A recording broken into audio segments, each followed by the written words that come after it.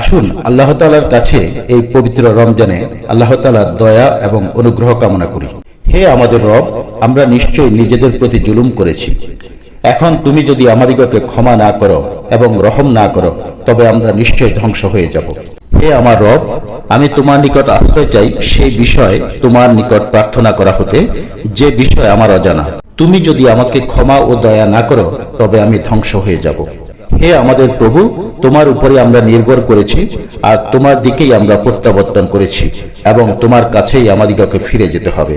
হে আমার রব, আমাকে নামাজ কায়েমকারী বানাও আর আমার সন্তানদের মধ্য হতেও। হে আমার প্রভু, আমার দোয়া কবুল করো। হে আমার প্রতিপালক, আমি তো দুঃখ কষ্টে পড়ে গিয়েছি, তুমি দয়ামানদের মধ্যে শ্রেষ্ঠ দয়ালু। হে আমার প্রভু, এই বিপর্যয়কারী লোকদের মোকাবেলায় তুমি আমাকে সাহায্য করো।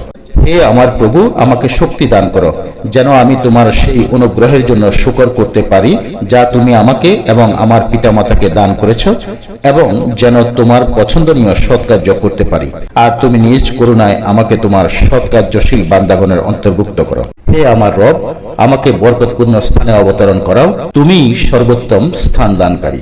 আমি আল্লাহর আশ্রয় প্রার্থনা করছি। হে আমার রব, তোমার বিশেষ দয়ায় আমাকে সৎ সন্তান দান করো, প্রকৃতপক্ষে তুমি দোয়া শ্রবণকারী। হে আমাদের প্রতিপালক, তুমি যা নাজিল করেছ আমরা তার প্রতি ঈমান এনেছি এবং রাসূলের অনুসরণ করেছি।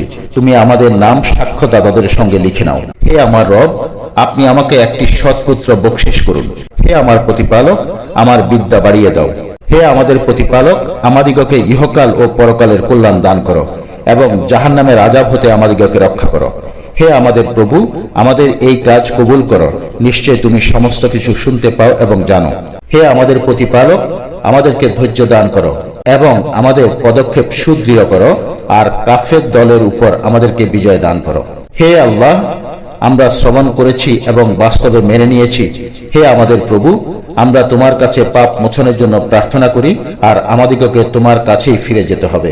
হে আমাদের রব, আমাদিগকে তোমার অনুগত বানাও, আমাদের বংশ হতে এমনই একটি দল উত্থিত করো যারা তোমার অনুগত হবে। আমাদিগকে তুমি তোমার ইবাদত পন্থা বলে দাও এবং আমাদের দোষ ত্রুটি ক্ষমা করো, তুমি নিশ্চয়ই ক্ষমাশীল এবং অনুগ্রহকারী। হে আল্লাহ, আমাদের ফরিয়াদকে তুমি কবুল করো, আমাদেরকে তুমি ক্ষমা করো। এই পবিত্র রমজানের উসিলায় তুমি আমাদেরকে নাজাত দিয়ে জান্নাতে দাখিল করো। আমিন সুম্মা আমিন।